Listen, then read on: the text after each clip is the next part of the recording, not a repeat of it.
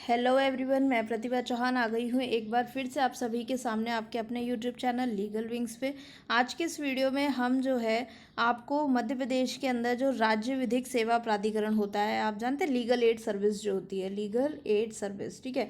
आपने इसका एक एक्ट भी पढ़ा होगा, उसके अंदर सालसा, डालसा, नालसा ये सब चीज़ें आती है ना, स्टेट लीगल सर्विस वाली है ना। तो उसी के संबंध में ये एक वैकेंसी आई है, ठीक है, जिला विधिक सहायता अधिकारी के उस पर, ठीक है। और राजपत्रित अधिकारी का पद है, ये समझिए क्या होता है, ठीक है। अब देखो, सब लोग कहते हैं वैकेंसी नहीं है, बेरोजगार हैं, रोजगार नहीं है। कितनी वैकेंसी आ रही ना बैक टू बैक। अब आप ये सोचो कि इतनी वैकेंसी निकाल दे कि आपका भी सिलेक्शन हो जाए, ऐसा नहीं होता। वैकेंसी जितनी रिक्वायरमेंट है उतनी आएगी, आपके अंदर काबिलियत होनी चाहिए कि भाई हम सीट ले पा रहे हैं कि नहीं पा रहे। अब जैसे मैं हूँ, मेरे पास किसी चीज़ की वैकेंसी होती है, टाइपिस्ट की, ट्रांसलेटर की, ठीक है। तो बहुत सारे कैंडिडेट आते हैं, उनमें से जिसका काम पसंद आएगा उसी को ही तो अपॉइंट किया जाएगा। उसी तरह से भी ये भी होता है। तो देखिए क्या हो रहा है, ये कब आया है, ये आया है 8 तारीख को 2021 में, ठीक है। और आवेदन करने की जो तिथि है वो 25 जून से है, और अंतिम तिथि है 24 जुलाई तक, ठीक है।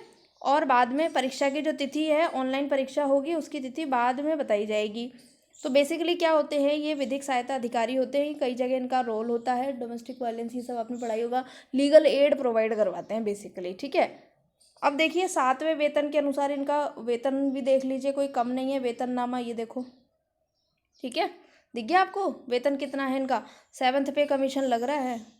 वैकेंसी देख लेते हैं भाई कितनी है। अनारक्षित जो पद है, मतलब अनरिजर्व जो है कैटेगरी, जनरल के लिए जिनको बात करें तो 7 सीट है, बहुत होती है। महिलाओं के लिए 2 सीट है, बहुत होती है। रेलवे वगैरह में और कहीं जाके देखो, एक एक दो दो निकलती हैं, ठीक है। उसके बाद ओबीसी की जो है वो 2 है, और अनुसूचित जाति की 2 है, जनजाति की 3 है, और जिनमें महिलाओं की भी 1 है। टोटल 14 सीट है, और टोटल महिलाओं के लिए 3 सीट है। ये तो 3 है कि मतलब मिनिमम महिलाओं को लेना है। उसके बाद क्या होता है कि भाई जितने जो कंपटीशन में आएंगे, जिनके ज़्यादा नंबर होंगे उनको भी ले लिया जाएगा, ठीक है। फिर देखिए, ये बता रहे हैं कि जो अंतिम रूप से चयन, जिनका फाइनल सिलेक्शन हो जाएगा, उनको 2 ईयर्स का प्रोबेशन पीरियड में रखा जाएगा। प्रोबेशन पीरियड होता है ना, हर वैकेंसी में होता है, जॉब में होता है, ठीक है। अब आप देख लो इसके अंदर क्या कितने कितने का फॉर्म बता रहे हैं ये लोग। जो अनरिजर्व्ड कैटेगरी के उनको देना है 922, 950 के आसपास मान लो, है ना टोटल। और जो वैसे लोग हैं वहाँ के एमपी के लोग, आरक्षित वर्ग के हैं, मूल निवासी हैं, दिव्यांग हैं, उनको 722 रुपये का देना है, ठीक है। एलिजिबिलिटी की बात करें तो उम्र की, देखो एक सेकंड ऊपर चला गया। उम्र की अगर हम बात करते हैं तो 21 साल से लेकर के 35 तक के लोग भर सकते हैं। ये है बैंडविड्थ एज का, ठीक है, 21 से 35 तक के। और एलएलबी के और बाकी जो लोग हैं दिव्यांग वगैरह, उनके लिए 3 ईयर का डिस्काउंट वो दिया गया है, सॉरी 3 ईयर का रिलैक्सेशन है, ठीक है। अब देखिए यहाँ पर क्या बताया गया है कि लॉ कंप्लीट होना चाहिए। जैसे अभी एडीपीओ की वैकेंसी आई थी, तो कई लोगों को ये था कि फाइनल ईयर में हम भर सकते हैं कि नहीं भर सकते, है ना। तो फॉर्म तो ले लेते हैं, लेकिन एडमिट कार्ड रिलीज़ नहीं करते, उस समय फिर दिक्कत हो जाती है, ठीक है। तो क्या है कि ध्यान से देखा करो एक एक छोटी छोटी चीज़। ये हम सिर्फ वैकेंसी देखी, फॉर्म की डेट देखी, सिलेबस देखा और निकलते बन लिए। इस सिलेबस भी नहीं देखते, ये भी मैंने बहुत बता दिया है। और कई बार जो वो होता है नोटिफिकेशन 12 पन्नों का, 16 पन्नों का, 30 पन्नों का, वही कुछ होता है उसमें, तभी देखना चाहिए आपको ध्यान से कि एक एक चीज़ होती है उसमें, ठीक है। एलएलबी कंप्लीट होना चाहिए। उसके बाद देखिए, अब एग्जाम पैटर्न की बात करें तो ऑनलाइन परीक्षा होगी, प्री होगा, है ना, 2 चरणों में, और उसके बाद होगा साक्षात्कार, दैट मीन्स इंटरव्यू। कोई मेंस एग्जाम नहीं है, तो हो गई बल्ले बल्ले जिसको मेंस से डर लगता है। एडीपीओ की भी वैकेंसी ऐसी आई थी। अब इसमें आप देखिए ऑनलाइन परीक्षा का जो सेंटर बताया गया है वो कहाँ कहाँ तक पड़ सकता है। जबलपुर, भोपाल, इंदौर, ग्वालियर, सतना, सागर, उज्जैन, है ना, और यहाँ यहाँ पे पड़ सकता है, ओके। और देख लेते हैं सिलेबस की। अगर हम बात करें तो सिलेबस देख लो भाई, ऑनलाइन परीक्षा का पाठ्यक्रम कैसा रहने वाला है, ठीक है।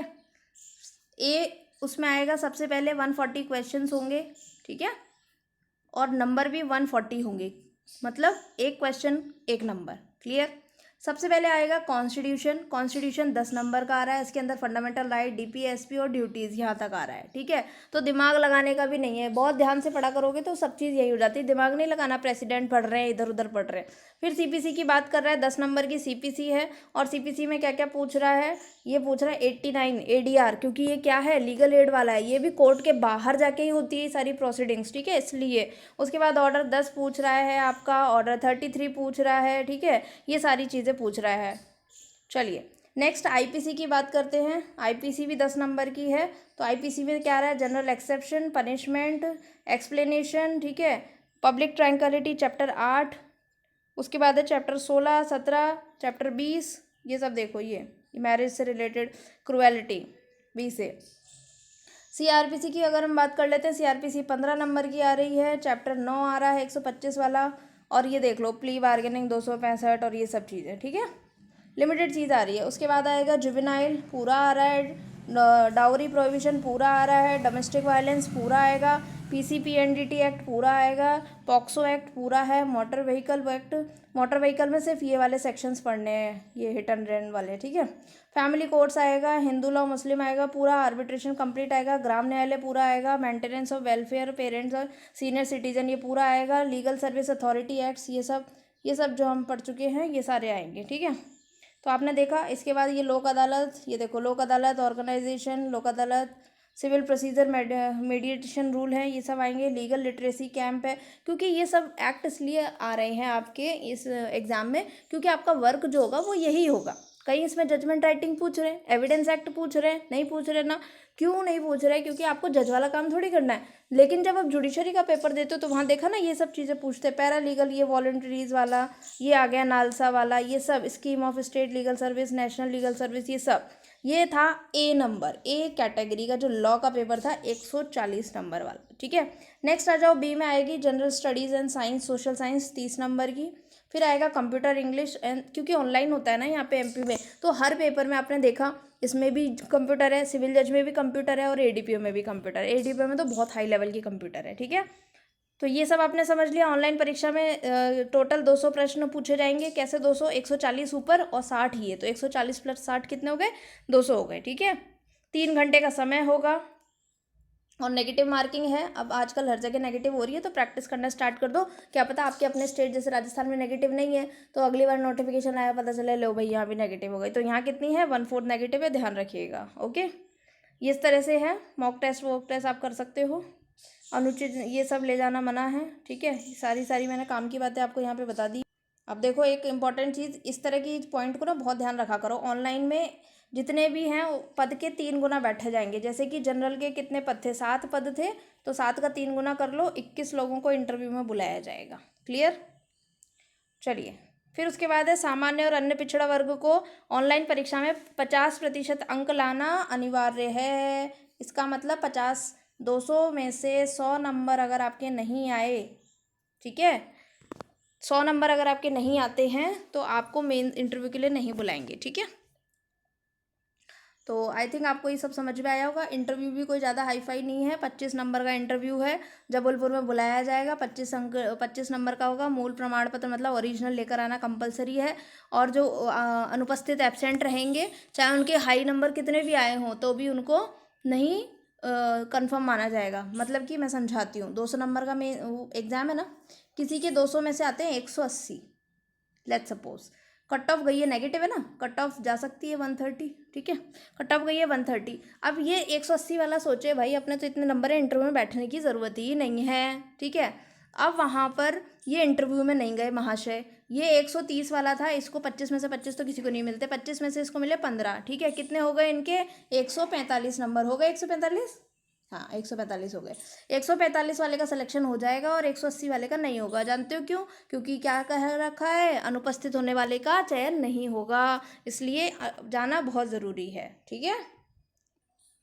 फिर ध्यान से सुनो, प्री का जो रिजल्ट आएगा ठीक है। फाइनल जो रिजल्ट आएगा, मेरिट सूची बनेगी, उसमें एक से अधिक, मान लीजिए एक बच्चे के हैं 130 और दूसरे के भी हैं 130, लेट सपोज, ठीक है। तो इन दोनों में से किसको रखेंगे, किसको बाहर निकालेंगे, 2 सीटें हैं तो दोनों को रख लेंगे। लेकिन जो इनकी मेरिट होगी वो कैसे डिसाइड होगी, उम्र वाले की, अधिक उम्र वाले को। कहते हैं ना कि भाई तुम्हारी उम्र ज़्यादा है तो तुम ले लो पहले, छोटा वाले के पास तो और भी ऑप्शन है, अगले साल फिर भर लेगा किसी और चीज़ में, ठीक है। तो जो उम्र वाला होगा उसको दे दी जाएगी और कम उम्र वाले को बाहर निकाल दिया जाएगा। तो ये था हमारा नोटिफिकेशन। आई होप मैंने आपको रिलेटेड सारी जानकारी दे दी होगी। फिर भी आपको कुछ इसमें से पूछना है, कुछ रह गया हो तो आप मुझे कमेंट बॉक्स में कमेंट कर सकते हैं, ठीक है, पूछ सकते हैं। और इसकी अगर तैयारी करनी है तो आप हमारे साथ जुड़ सकते हैं, क्योंकि जीके जो सामान्य ज्ञान है एडीपीओ की हम पढ़ा ही रहे हैं, वो भी उसी की आती है एमपी की, तो आप इसमें से भी पढ़ सकते हैं, ठीक है। लॉ भी इसमें से ही सेम है और इसके भी थोड़े से डिफरेंट है, क्योंकि इसमें लीगल एड वाले हैं। आप चाहें तो हमसे पढ़ सकते हैं, कोई दिक्कत नहीं है, ठीक है। ट्राई करने में क्या जा रहा है। ओके, चलिए, धन्यवाद।